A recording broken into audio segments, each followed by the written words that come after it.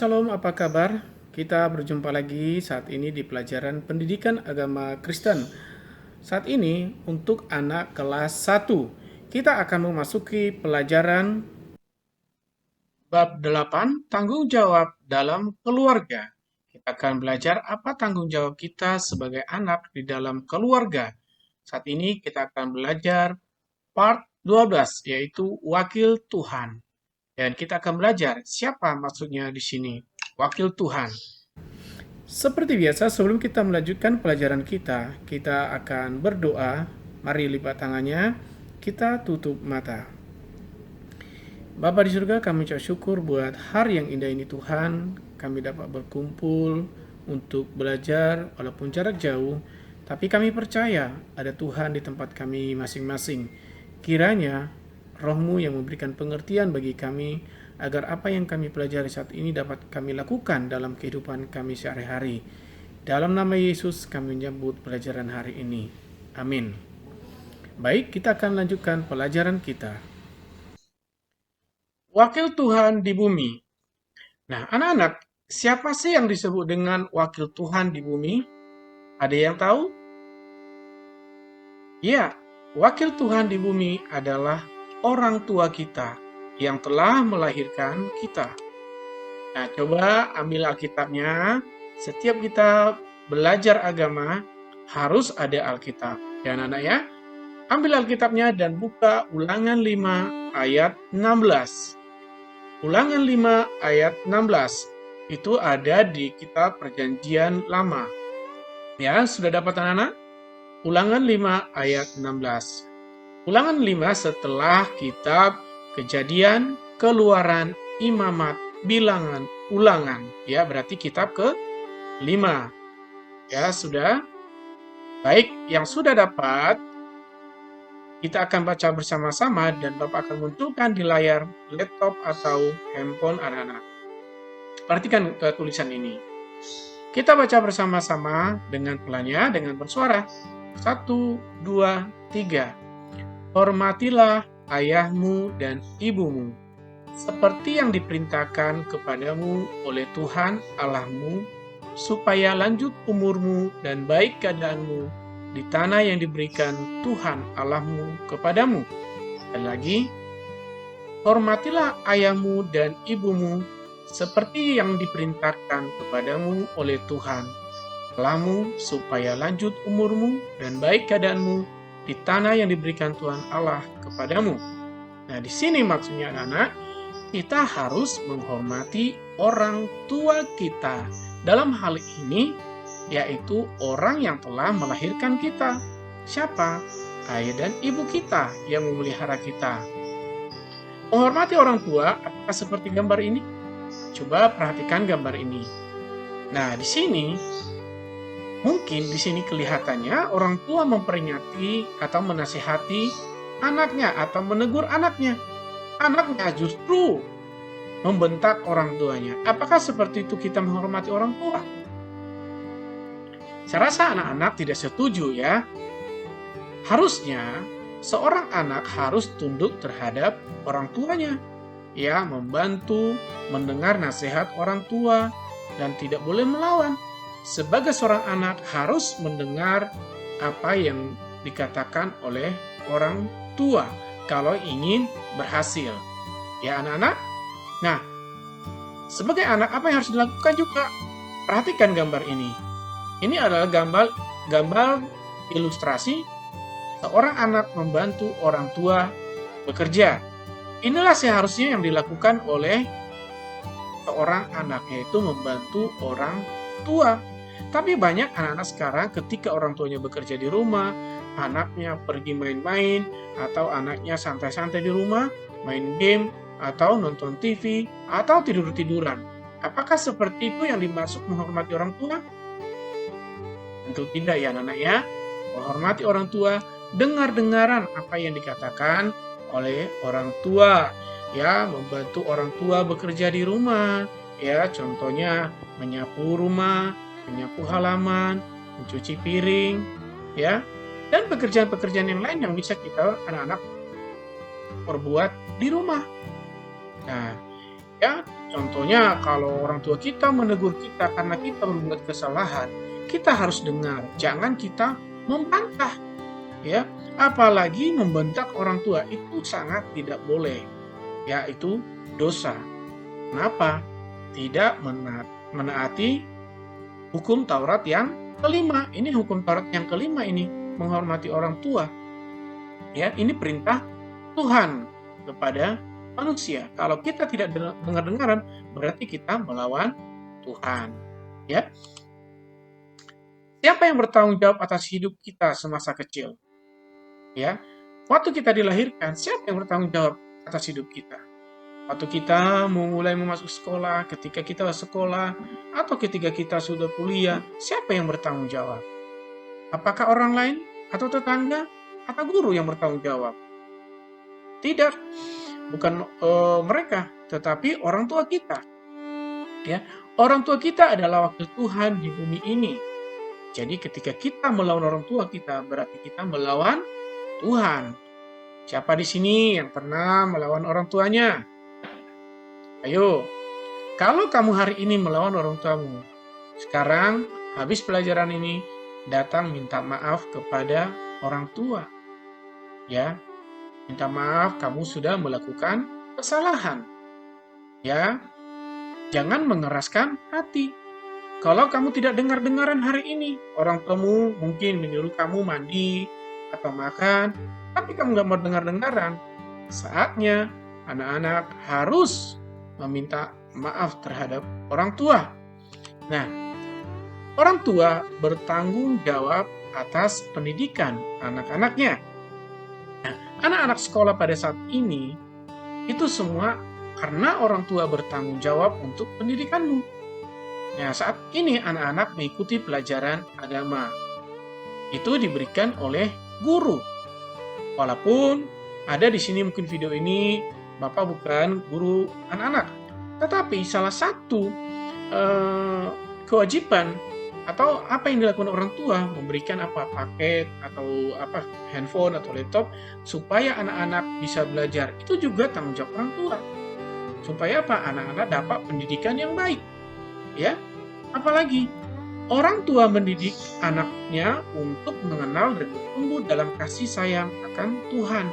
Pasti anak-anak yang di dalam Tuhan, orang tua akan membawa anak-anak yang dekat kepada Tuhan. Ya, mungkin saat ini kita di masa pandemi ini anak-anak tidak dibawa ke gereja karena memang tidak boleh anak-anak ke gereja. Tetapi orang tua akan mengajarkan anak-anak untuk berdoa, mengenal Tuhan, ya, bersekutu dalam Tuhan. Di rumah anak-anak diajarkan untuk membaca Alkitab, diajarkan berdoa, ya.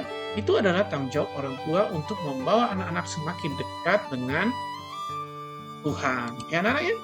Nah, selanjutnya orang tua yang benar akan mengajarkan yang benar dan menghindari kejahatan. Apakah di sini ada orang tua anak-anak yang mengajarkan anaknya untuk melakukan hal yang jahat?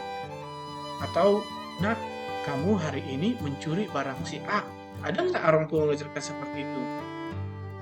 Pasti tidak ada. Karena orang tua itu ingin anaknya itu menjadi anak yang baik, ya, menjadi contoh teladan, menjadi anak yang takut akan Tuhan.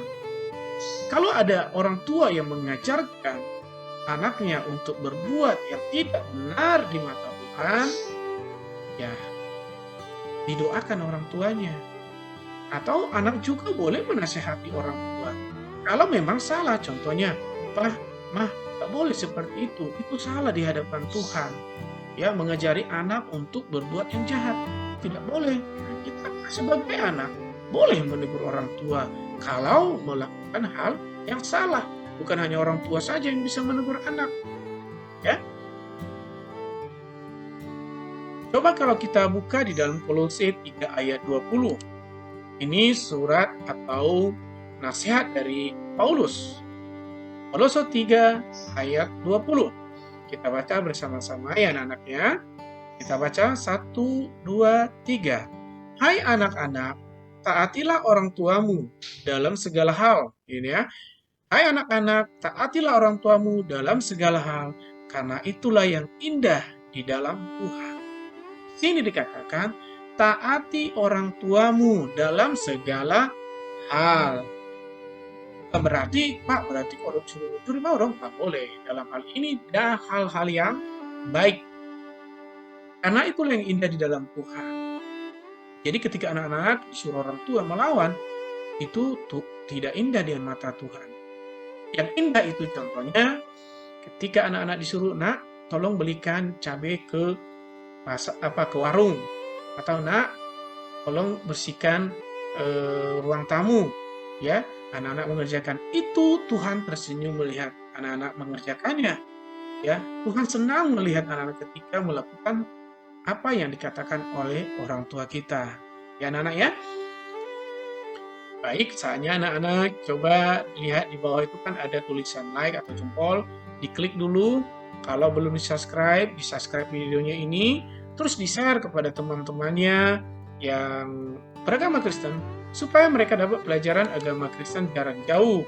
Walaupun kita tinggal di mana, boleh belajar jarak jauh. Itulah yang disebut teknologi, ya anak-anak ya. Baik, seperti biasa anak-anak, sebelum kita melanjutkan pelajaran kita akan mendengarkan pujian berikut ini.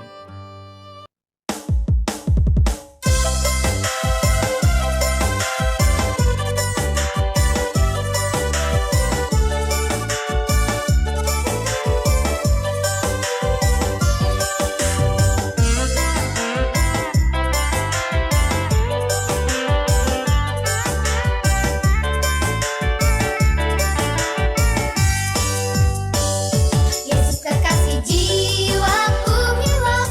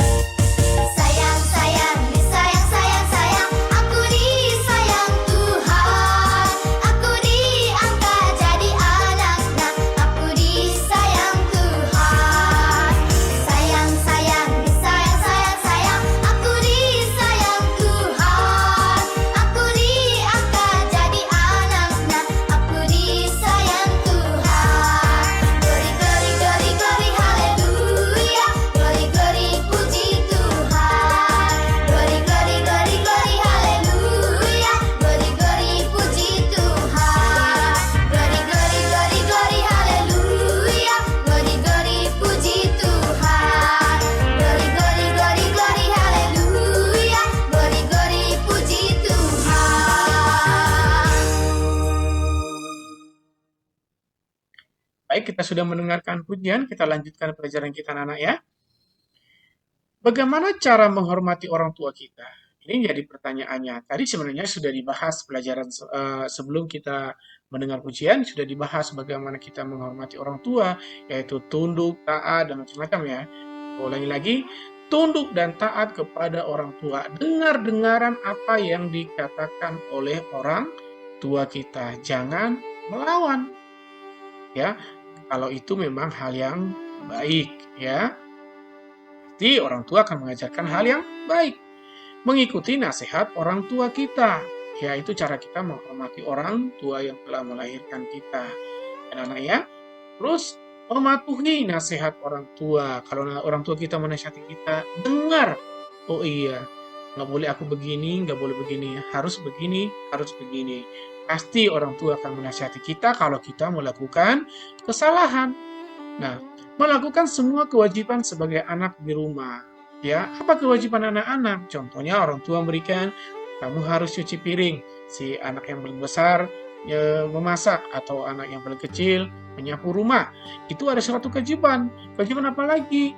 Contohnya, belajar itu adalah salah satu kewajiban anak. Ya, belajar. Ya, menghormati orang tua. Ya, menghormati kakak. Mengasihi adik. Itu adalah kewajiban anak-anak di rumah. Jangan hanya meminta hak. Ma, saya kan seorang anak, diberikan dong jajan, belikan dong baju saya, belikan dong mainan saya, belikan dong sepatu saya. Bukan itu yang harus dituntut.